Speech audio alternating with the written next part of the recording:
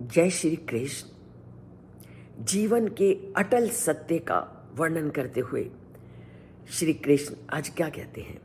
जीवन का अटल सत्य क्या है? जीवन का अटल सत्य है, जन्म है तो मृत्यु निश्चित है। अगर आज हम हैं तो कल दुनिया से जाना भी है। ये है जीवन का अटल सत्य, और इसी का वर्णन वो आज के श्लोक में करते हैं।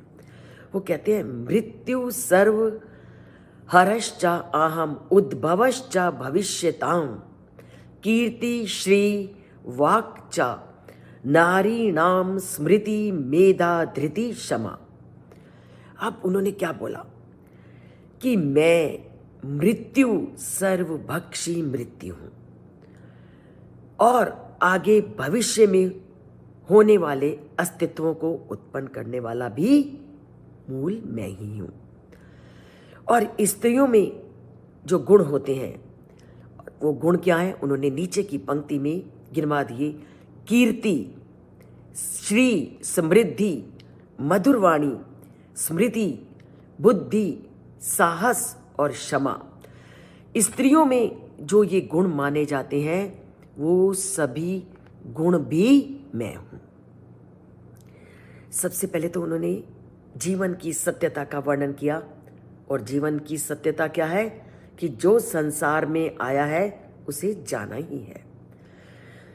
तो सभी की मृत्यु भी और सभी को उत्पन्न करने वाले भी वह परमपिता परमात्मा है। और अंग्रेजी में भी ये कहावत है, डेड एंड, कि अंत तो होना ही है। जिसका जन्म है उसकी मृत्यु निश्चित है। मृत्यु एक अटल सिद्धांत है कि जो आया है उसे जाना है, और इन सब को करने वाले कौन है? वो परम पिता परमात्मा। वही सभी व्यक्तियों को जन्म और मृत्यु के चक्र में बांधते रहते हैं। श्री कृष्ण कहते हैं कि भविष्य में होने वाले प्राणियों को उत्पन्न करने वाले भी वह हैं, क्योंकि हम अपने सामने अगर एक और व्यक्ति को संसार से जाते हुए देखते हैं तो दूसरी और अपने सामने ही हम अनेकों लोगों को प्रतिदिन उत्पन्न हुआ भी देखते हैं। तो ये जाना और आना, इन सब का नियंत्रण करने वाला, इन सब का नियामक भी वो परमपिता परमात्मा है।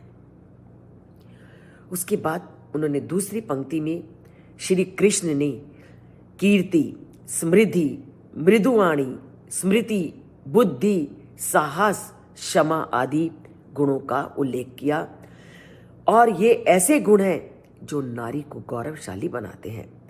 जिस नारी में ये गुण होते हैं वो नारी सदा पूजनीय होती है। और इस इतने गुणों में जो 3 गुण हैं वो व्यक्ति के बाह्य गुण होते हैं। बाह्य गुण क्या है कि जब हमने कोई काम किया, हमें यश मिला, तो ये हमारा बाह्य गुण है। हमें धन दौलत मिली, ये बाह्य गुण है। और ये जो बोलते हैं वो भी बाह्य गुण है। और बाकी जो है स्मृति, बुद्धि, साहस और क्षमा, ये व्यक्ति के आंतरिक गुण हैं। तो श्री कृष्ण कहते हैं व्यक्ति के ये बाह्य गुण और ये आंतरिक गुण व्यक्ति को गौरवशाली बनाते हैं। और इसके साथ ही एक कथा प्रचलित है, और वो कथा क्या है कि प्रजापति दक्ष की 24 कन्याएं थी। उन 24 कन्याओं में से 5 कीर्ति, स्मृति, मेधा, धृति और क्षमा श्रेष्ठ स्त्रियां मानी जाती थी।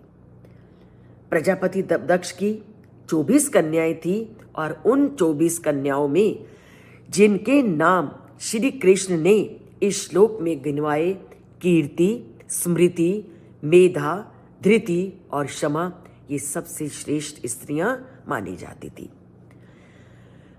और श्री ऋषि भृगु की पुत्री थी तथा वाक ब्रह्मा की कन्या थी।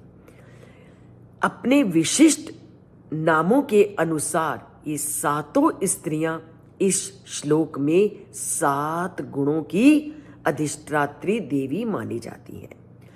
जिन 7 गुणों का इस श्लोक में श्री कृष्ण ने वर्णन किया वो 7 अधिष्ठाता देवियां हैं, और यहाँ श्री कृष्ण ने इन गुणों को अपनी विभूतियों के रूप में प्रकट किया है। वो कहता है कि ये सातों विभूतियां भी मैं ही हूं। तो श्री कृष्ण स्त्री में विद्यमान अगर अच्छे गुण हैं तो वो भी श्री कृष्ण हैं, और मृत्यु और जन्म को देने वाले भी श्री कृष्ण हैं। तो पाते हैं श्री कृष्ण के संपर्क को इन श्लोकों को प्रतिदिन पढ़ करके और चैनल से जुड़ करके, उसे सब्सक्राइब करके और उसे लाइक करके। जय श्री कृष्ण।